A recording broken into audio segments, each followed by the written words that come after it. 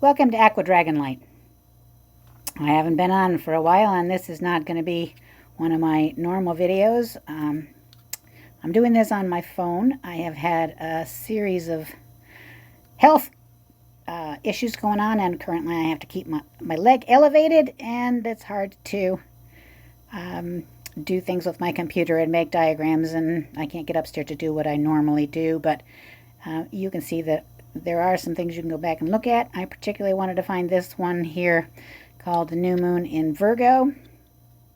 That's 6 months ago. The new moon in Virgo, 6 months ago, we talked about a lot of things that were in retrograde and a lot of things that were changing. Do It Now came after that, and Roll the Dice, and more about the new moon in Virgo, which was a very big deal. And you might want to go back and revisit that just because it's appropriate to now.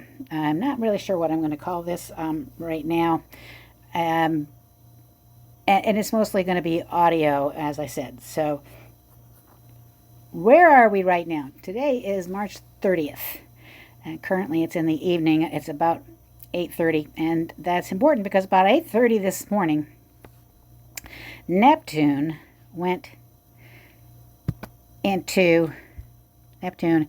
Here is Neptune here. Let me see if I can get a pen. This is as much a journey for me as it is for you right now. I don't want to straighten it. I don't want to draw on it. Fine. Get back here where we were. Go back. And then back again. And back again. I don't want to change you. Now you're getting my phone here. Go back there. And it won't give me. Fine, we'll draw a bigger picture here. Maybe we'll get it that way. I've never had this problem before. That's the way it goes. Trying to get you to be able to see the side here. Literally, I haven't had this problem. Crap undone. I don't want to crop, I want to draw.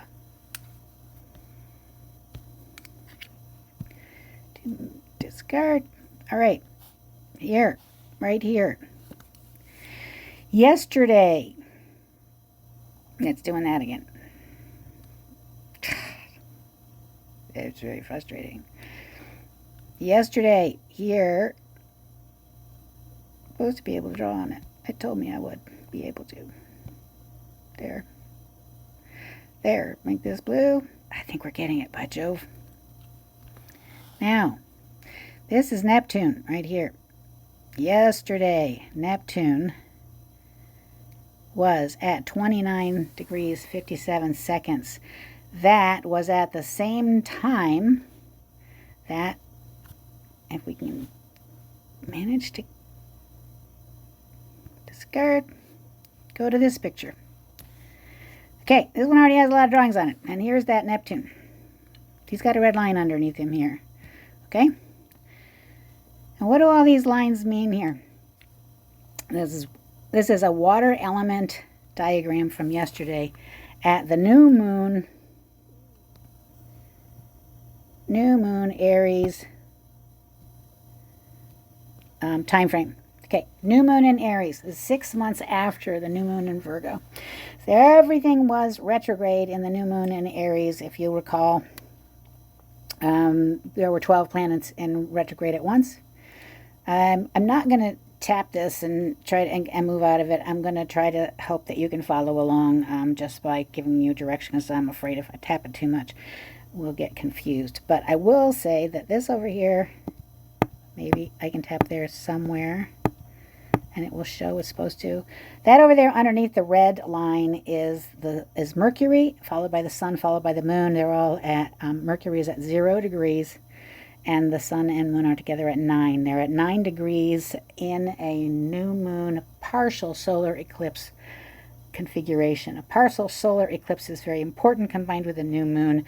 full solar eclipse also, but partial solar eclipse has a specific duty. It tends to, especially in the sign of new beginnings, which is Aries, which is also a cardinal sign, not because it is the sign of new beginnings, but because that is the mode. There are 3 modes. One is cardinal, one is fixed, and one is mutable. Cardinal means things start in those signs. Each of the cardinal, mutable, and fixed, there are 4, and Aries happens to be one of the cardinal signs. And as you can see by looking at this picture, there's a lot of presence in Aries in the cardinal signs. There's a couple of other cardinal signs having presence also, but most of them are over in Aries. And so that means you have a new moon, you have, which in the first house, in the sign of new beginnings, which also happens to be a cardinal I start things sign. In the this is the new moon that coordinates with Saturn being opposite the south node over in Scorpio. And the south node, no, Virgo, sorry. I knew this was, I need practice. I got to get here and get some practice. It's important for me to get this right. So here's Venus, and over on the right here where this little loop is, that's Venus, and that's Chiron. And Venus and Chiron belong to the dotted lines. Chiron is over in Aries. Venus is in Aries. Venus rules. Actually, Chiron is one of the co-rulers of Virgo. So the south node in there is a release point, and so you have this. Saturn is saying, what do you need to cut away in order to be whole? What do you need to bring toward you? You can release. Chiron is the wounded healer. This is the time, after all of these retrogrades, it's finally at a point where a really solid new beginning is happening. This is your chance to make a statement about what you can do in the next 6 months, because something that happens with a solar eclipse and a new moon, the intention that you set, the choice that you make, the ground that you choose to stand on will evolve for 6 months. And that was the kind of thing that happened in Virgo. We had a similar effect where I said there will be a 6-month window of release, if you recall. Well, now you have one of evolution. So there are a lot of things in play here. Up on the other areas of this triangle of solid lines is in an area, you have Pluto and Aquarius, and Pluto rules Scorpio and mental health and passions, and you have Ceres, it's the divine intercessor, sitting next to him, and that's and you have Saturn there, but not quite. He's connected to Nessus. Nessus is I will hold on to a resentment until something makes me change. Well, Saturn is the big changer on that because it cuts away that which does not make you whole. Those are trining over to Vesta in Scorpio. And remember, Pluto rules Scorpio. And Pluto is in Aquarius, the sign of the humanitarian. And that energy came in a while back. He is at 3 and up on the top left there, underneath the word chart. And he's the big powerhouse right now because there's a lot of power. But that power is very confused because there's so much going on in the 12th house of Pisces. That's the endings. The 12th house of Pisces contained Neptune for a long time. It was in retrograde for a long time. That's the higher octave of love. It's also got the North Node in Pisces, and you've got Venus in Pisces and Ceres, as I just mentioned. But there's this big trine in water. Water is emotions. So you've got the Saturn and Ceres, the divine intercessor, where you can ask for help, where you can ask for change. Connecting over to Vesta, that's over on the right, up underneath the word water, where the little drawing is. That it means Pluto rules that area. Vesta is the sign of somebody that wants to help. So Vesta is, you think Vestal Virgin, but Vesta is more than that. Vesta is a true servant in all areas. Vesta's big goal is to find a way to help. And down at the bottom of that trine, you have Mars. Now, Mars is sitting in a water sign. Mars isn't really happy sitting in a water sign. Mars is sitting in Cancer. And Cancer is ruled by the moon. And we are in, of course, a new moon over here. The moon is sitting with the sun. And they're in a very big, powerful change moment. So Mars is action. The dotted line connects into Taurus, where Uranus is. Uranus rules Capricorn, the I want to be right part of the chart, but it's a co-ruler with Saturn of Aquarius, where Pluto sits. So we're going around and around and around here, okay? The dotted lines connect because they're sextiles. So we have a big trine. Those are the solid lines in the center. And then we have these sextiles. This is halfway in between is Uranus. And over on the top, halfway in between, we have Phallus. And Phallus is a toxic warning. I spoke a lot about Phallus as being addictions, but addictions can be obsessions, can be thought patterns, can be stopping yourself from making change, holding yourself back, bad self-talk. That's as much an addiction as alcohol or or too much food or reading or anything else. A behavior that is not by choice can become a toxic addictive pattern. And that connects over to Vesta. So you have service connected to the potential for toxic behavior, connected to divine intercession, connected to resentments unless something changes them. And then Saturn has a connection over to the far right with both Chiron and Venus and the South Node, which says this is another major release point where you can let things go. The South Node is a never-ending, never full cup. You can always release things down into the cup of the South Node. The North Node is an evolution point, and the South Node is a release point. So that is all in the sign of Virgo, and Virgo is ruled, as I said, by Venus and Chiron. Venus also rules Taurus over where Uranus is, and that gets an assist as well because of that. Why am I saying all these things, and why is that important? We've covered that ground. That started with this chart. This is where the chart looked like, and you can see that it's red over on the upper left there, and excuse me, started on this one. It's red over down here on the first house. That's a fire sign. That's where the partial eclipse and the new moon happened. This is the blank chart without all the blue on it. Same chart. Wanted you to see that it's red under the horizon line at Aries.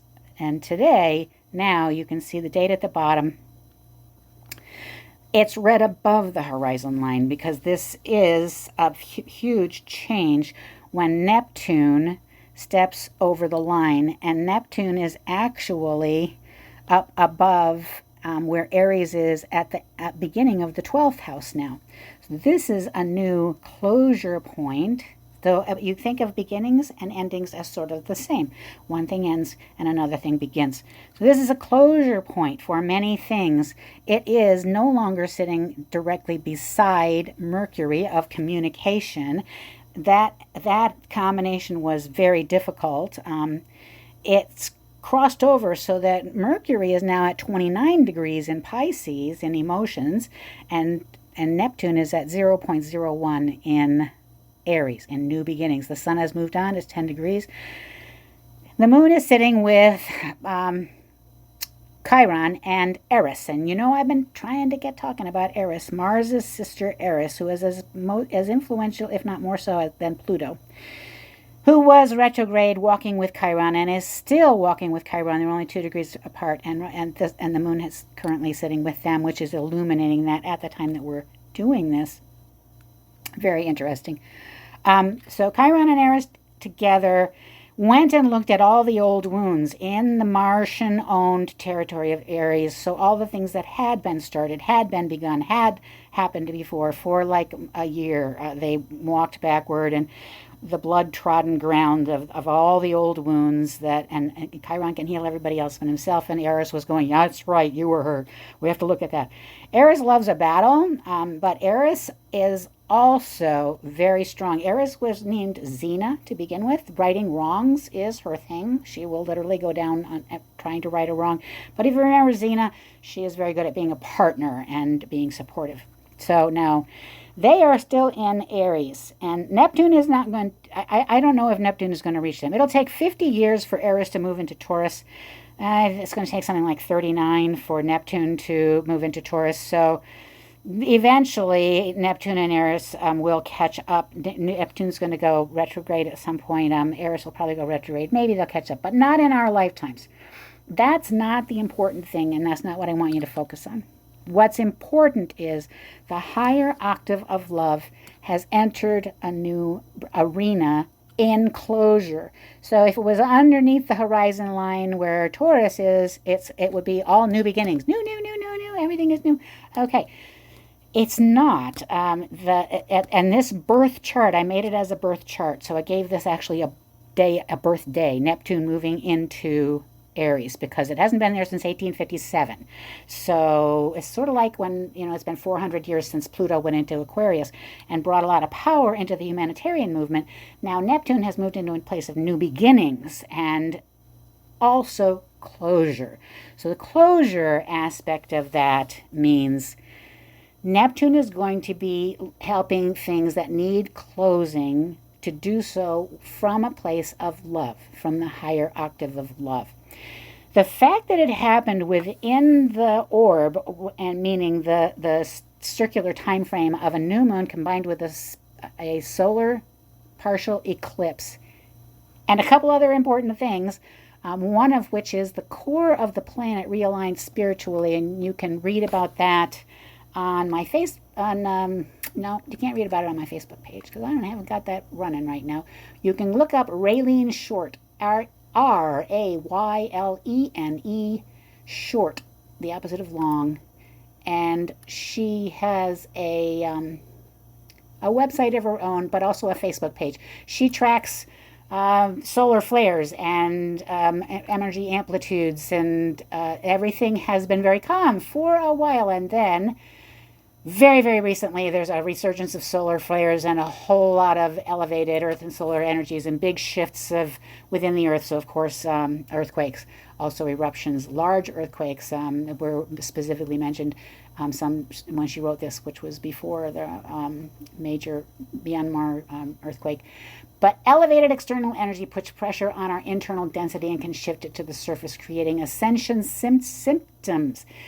And I read that, and reading it is very important. If you can go look her up, it's really important because she talks about how imperative it is to practice self-care and tune into the body, and how physical symptoms of the body reflect deeper situations. And the reason I mention that is I am being contacted by people I know that are stable people, spiritual people, healers, and not normally flappable people that are what they're essentially saying is everything is feeling shaken. The collective is feeling shaken. I heard one person say, I can't find how I stand. Everything, I feel off kilter. This is because of the things that are changing. The actual core of the earth changed into, the core of the earth is now aligned in the spiritual realm. It is anchored in the divine remembrance. So this aligns with a message that I was given from a different source that said this new moon in Aries combined with a partial is important because it means the light allows you to see some things and into the darkness, but neither is complete. So you use the light to see some things into the darkness, but you're not in the darkness. Very important. And it is a moment in time, without even knowing about this other stuff from Raylene Short and the core of the earth and the different energies that are in play. It's a moment where if you were to have one task, it would be to write one sentence. What is my soul? What did my soul come here for me to do? What did your soul come here for you to do? That's the question you must ask yourself now. And keep it simple. And so if you were a healer, if you knew you were a healer, if you've been healing people all your life, and I have one friend who's been a medical healer of various kinds, through various kinds of medical healing, various cultures of medical healing, but also spiritual healing and energy healing and physical manipulation of the body healing. And so obviously a healer. And that, so that may be an easy answer for her, that she came here to heal people. Now, and these shifts, what happened to her was she felt shaken. She couldn't feel comfortable. She couldn't find her bearings. And that is because so much is happening, not because anything has happened to her. And that is one question that I actually asked her, and I will ask you. Has anything actually happened to you? If you thought of this as a computer game that we're watching, these are, I, like her, do not watch the news. It's like, shouldn't be even affected by it. But these are energies. They're all around us. You're being affected by energies peripherally all the time. Words you can hear when you're going through the store. Your ears are so capable. Our senses are so aware. Even just the ethereal net is feeling a lot of tension, a lot of confusion, and some of that is intentional, because there are people who are putting dark energies into this feedback loop that's happening right now in our not so united states, trying to add chaos. Chaos is the goal right now. Greed is using chaos as a weaponizing element just to create a sense of detachment from everything, separate everybody from the things that are meaningful to them. So in her case, not being able to anchor into the things like her guides, she's feeling detached, can't reach. This is very, very critical and causes her a great deal of stress. When I asked her, what has anything actually happened to you, physically or invaded your life? Have your finances been effective? Has anything actually happened? Or is this like a computer game playing it, and you've got a part and it's terrifying? You've been convinced to be terrified. Notice that wording. You've been convinced to be terrified. You're feeling sensations you can't identify, so you align them with that message of you must be terrified. But nothing has actually happened. Nothing has actually happened. This is a very important point. We live on the planet of manifestation in the universe. Earth is the planet of manifestation in the great astrological sphere. The sun is the star and the light giver. Venus is the planet of love. Uranus is the planet of wildcard change. Pluto brings power. All the planets have a job, and Earth is the planet of manifestation. Your thoughts matter. We are the children of this planet. We are the children of Gaia, the actual goddess who is in charge of manifestation on this planet. As the astrologically given beings of manifestation, living on the planet of manifestation within this great astrological system that's a whole pinball machine of cause and effect, it is our jobs. Those of us especially who can speak to this kind of language, who can hear this kind of language and not go completely bananas going, what are you talking about? We, the light bringers and the light carriers, it is our job to marshal our thoughts and ground ourselves into proper manifestation.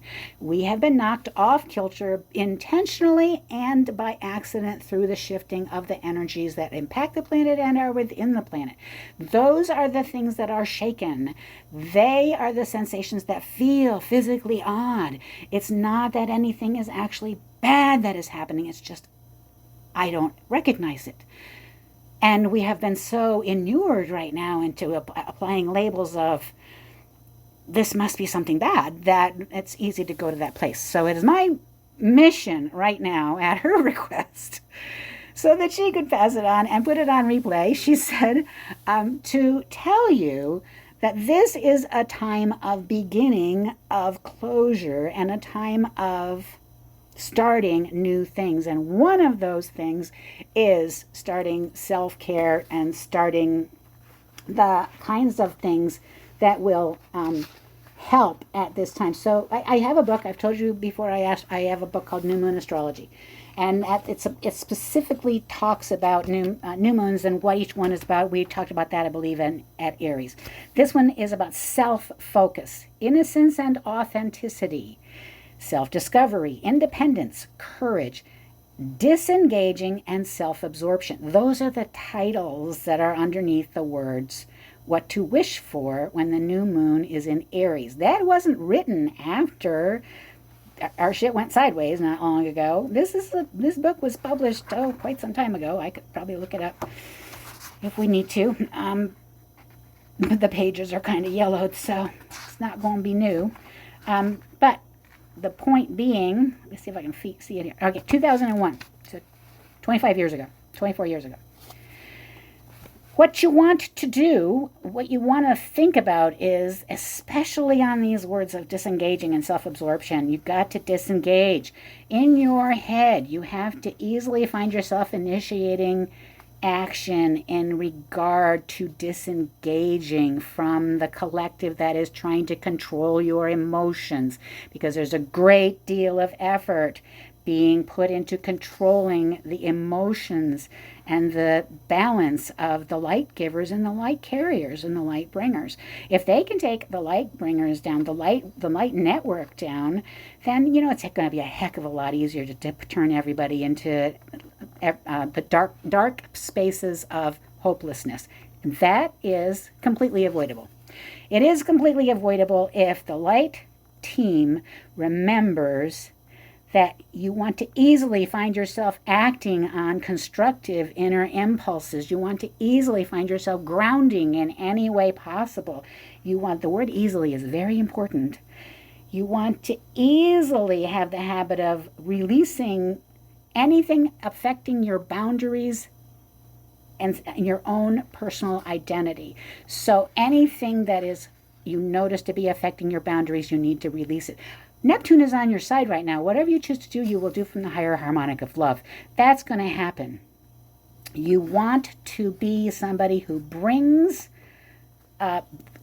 closure to things that need to be closed and openings to doors that need to open. So releasing others from thought patterns that are negative by being an example, that thing from self-help groups, leading by example, talking about how you released yourself from the chains that you had let be put upon you by manifesting pure thought and staying in that pure thought by grounding yourself. And the key to that, easily accepting leadership in the group of people that you care for, in the mission that you have owned, easily stepping onto the platform that you want to embody. The key to that is who you are and where you come from. When I was getting that book, a card fell out of the deck of tarot beside it, and it's a King of Swords in reverse. I rarely get reversed cards. I don't generally deal in reverse cards, but this one is a dragon. It's a dragon deck. He's in the air, and currently he is upside down in the air, and that is a good thing. The crown and the sword are on the ground, and he is in the air, sort of like when dragons mate, somebody has to be upside down. It's more like he's playing in the air than if it was right side up.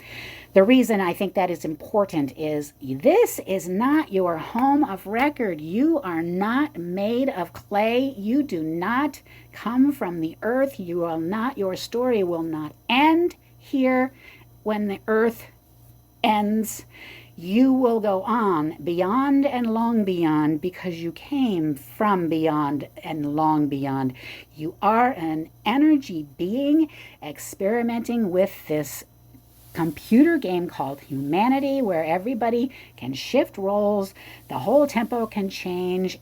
It is a big self-will run riot experiment, okay? And you're a part of it. But you are not of it. You are observing it, and you participate at will. It is your choice. The most important choices you make are the ones you make in your head. And so your head, the King of Swords, has been released. He is upside down. He's able to be playful now. He is not rigid. He has much more flexibility. You have the option of changing all of your perspectives and all of your thoughts and releasing yourself from being at emotional effect from the energies that are shifting, at physical effect from the energies that are shifting, at integrated effect from the traps that are being set. You have choices. You are not of this. This is not you. You stand outside this, reaching into it because you agreed to.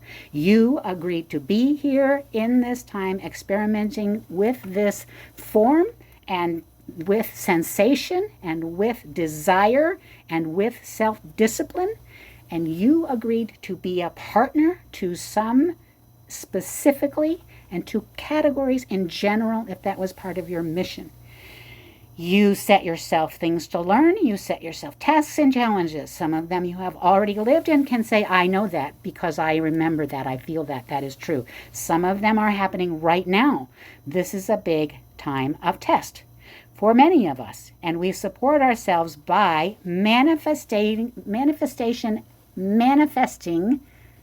belief that each other, you, and you, and you, and you, will fare well. I will fare well is a thought for myself. You will fare well in your missions is a thought I am here to give you. Part of our contract is that I tell you, I'm here right now, sending this message, sending it to you because you will send it to those people you need to send it to, and you will play it again for yourself, and it will help. I will play it again for myself, and it will help. It is part of what I came here to do. Look around you for the things that validate that knowingness. The fact that the planetary core of the earth aligned with the spiritual, it validates the knowingness. The fact that the Neptune moved into the new beginning sign of Aries, which is also a sign that is cardinal, meaning start things, is pivotal. It is validating to this whole mindset of being a manifester on the planet of manifestation, recognizing that this is not the stuff you are made of. You are bigger and stronger and vastly smarter and much more interesting than anything happening on this planet. I have gone 31 minutes, and I meant to have this shorter than that, and if I can figure out how to stop this, I'm going to do that, and then I will figure out how to post it. It's very boring visually, and I'm sorry, but and there's somebody's chiming in with a message, so I've got a face. I'm going to let you go and give you my blessings and tell you that I will be back as soon as my leg is healed. I will be back again with videos. AquaDragonLight is not of this realm either and will return shortly. Thank you for bearing with me and being patient. You all, I hold you all in my heart with love. And be of good cheer in the arms of Neptune in Aries.